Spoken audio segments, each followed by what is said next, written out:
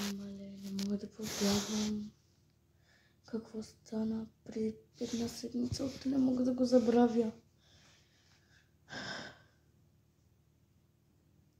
Това, което го сънувах. Какво мога да правя? Трябва да се отърва, не искам да сънувам такива сънища. С този убиец, който ни преследва. Нещо става, но не знам какво.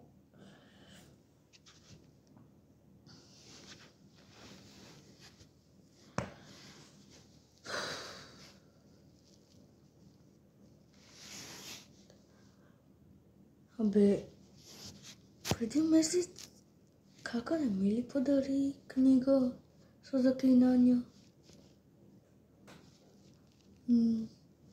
Къде я оставих? И какво сега? Нищо, виж. Каква е тази книга? Тази книга са заклинания. Вътре. Отвори я. Какво? Вътре има заклинания? Да.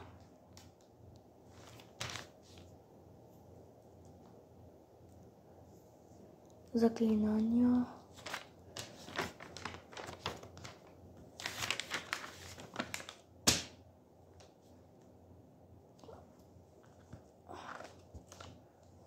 Заклинания за забравяне. Ето. Заклинания за сън. Как да забравите страшен сън? Благодаря. Моля. Добре. Имам работа, трябва да чиста, така че... Чао! Чао, айде. И внимавай. Да, чао! Чао. Чао!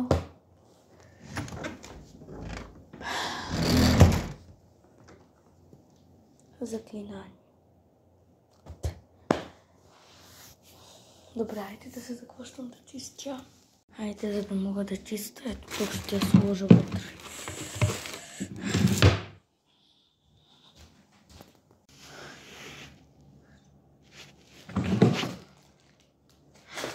Ето.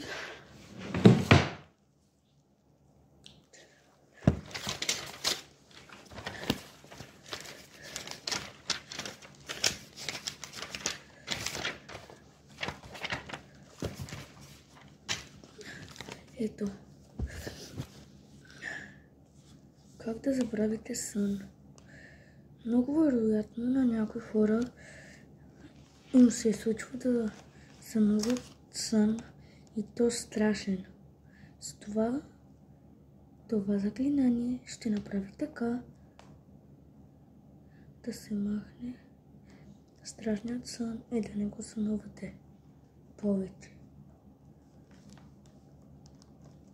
Трябва ви тъмнина и трябва да го направите на лекото. Казва се Red Door, Yellow Door, Onion Undercover Door. Повтаряш го. Повтаряте го няколко пъти.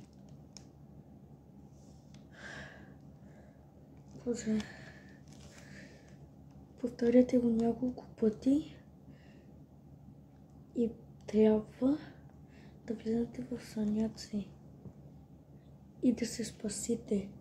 Когато се спасите, сънят ви ще изчезне и няма да сънувате вече страшни сънища.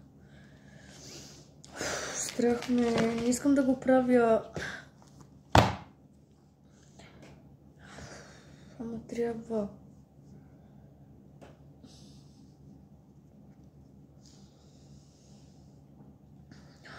Ама ли с светнати лампи?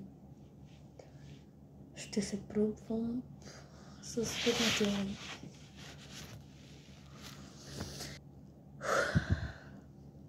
Време.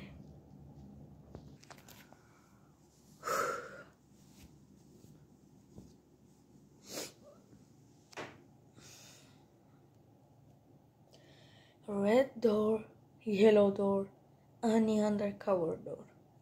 Red door, yellow door, honey undercover door.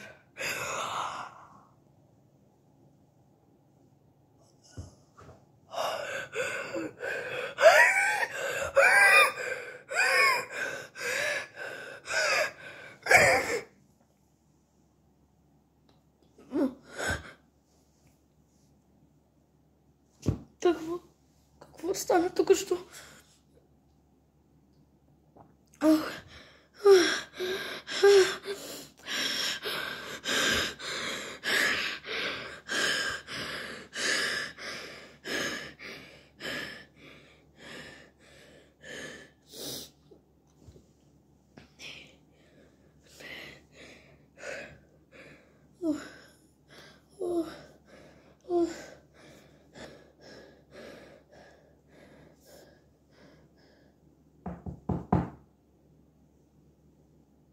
Кой е?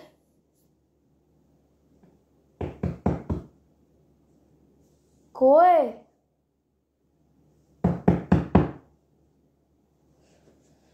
Отивам да отворя.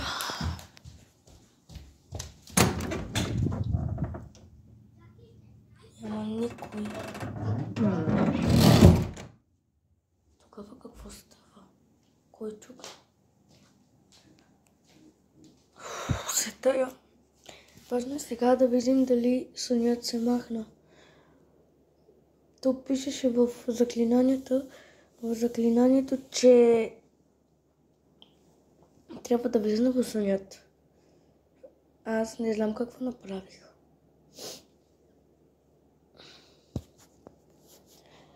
Помощ. Трябва ми помощ.